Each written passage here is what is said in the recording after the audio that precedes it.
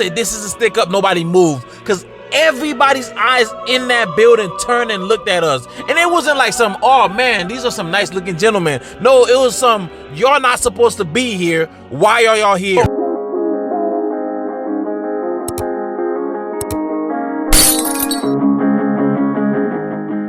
So a while back, me and my bro London started a moving company. And no, this story is not about that moving company and how much money we made, because we made a lot of money.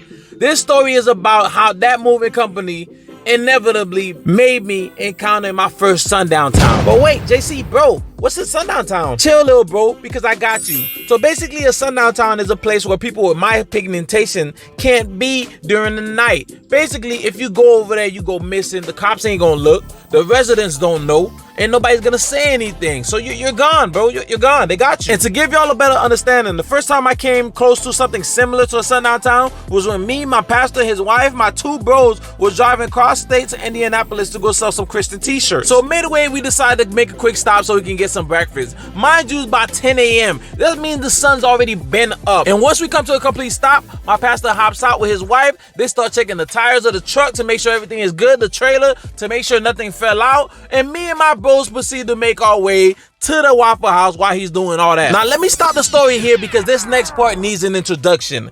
Me and my bro Rod are just basic 16-year-old kids who's grown into our bodies, but you feel me, we're morphing. But my bro Mark, this man is about 2 inches taller than us, pure muscle, and he's wearing the tightest clothes he could find, bro. And I kid you not, it's about 50 degrees down south, and this man is wearing shorts, which means it's freezing, and he do not care. So we proceed to walk into this Waffle House, and the way this next scene worked, you could have sworn we walked in and said, "This is a stick up, nobody move," because everybody's eyes in that building turned and looked at us. And it wasn't like some, "Oh man, these are some nice looking gentlemen." No, it was some, "Y'all not supposed to be here. Why are y'all here?" So I look at Rod looks at me, and we both thinking the same thing. Man, we gotta go somewhere else. We look up at Mark, and this man got the biggest grin in his face, just happy. And he proceeded to walk his butt to the cashier and start flirting with the girl, bro. I tell you, bro, this man is flirting with the girl, bro. And I can feel all the eyes just getting more angry. I'm like, bro, this not how it's supposed to end. This not how I'm supposed to go, bro. No, bro, I don't want to go like this. So eventually my pastor walked in. He pays for our food. And I sat down. I wasn't even hungry anymore. But we left. And I never took my eyes off that mirror once we was driving away from that town. And that story right there is a true story, and it doesn't even compare to the story that I'm about to tell you, which is the reason why you're watching this video. So as I stated before, me and my bro London started a moving company. And because he had a music festival he had to go to, he couldn't make the trip all the way from Florida to Texas with me. So I had to get my bro Paul to come in. Yes, Paul. Gambling Paul. Yes, Olympic Paul, that Paul, bro. It wouldn't be a story without him. If you want to hear the story about how we started this moving company, because it's a wild story, you could just comment down below and then I'll let you know. So me and Paul hop in this U-Haul and we start driving towards Texas. Mind you, it's a big U-Haul, and on top of that is a trailer hooked to it, and on that trailer is a Porsche 911. It's an expensive car, bro. Just look it up. So we're in this U-Haul driving up, listening to music, telling stories, and cracking jokes. You know, about 12 plus hours passed. We made it out of Florida, and we gotta stop for gas. So I pull out the highway and I proceed to drive into this standalone gas station. It's glass everywhere. So I look at Paul, I say, "Yo, I'm good on snacks, so I'm just gonna put gas and then we'll be out of here." He say, "Okay, bet, no problem." He's gonna go in, get a beverage, and then he will be out of here. Cool. Now this is where this shit get crazy, and I know it's my fault. Paul's a liar. He's always been. So this man hops in, he goes inside the store. I get out, I start pumping the gas.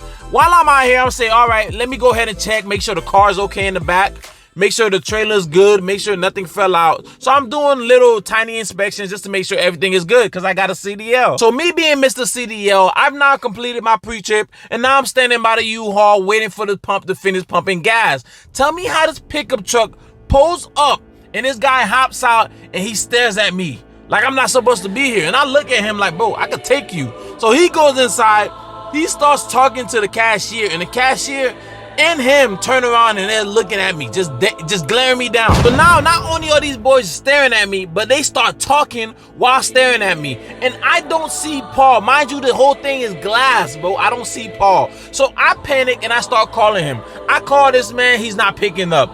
This guy hops out of the store, hops back into the pickup truck, and then proceeds to drive away fast. I'm like, bro, I don't know what's happening, but I need to go. Now I'm panicking and I'm blowing this man's phone up and he's not picking up. The pump finally clicks. I put it back in the thing. I grab my receipt and I walk inside the store. I'm like, hey, do you got a bathroom? The guy looks at me and then he points. He like, oh, there's a bathroom over there. I'm like, okay, cool. I hop in the bathroom and this man, Paul, is taking a whole poop, bro. So I'm like, bro, we gotta go. This man's talking about why. I'm like, bro, there's a guy with a truck and he looked at me. Tell me why this man started laughing, bro.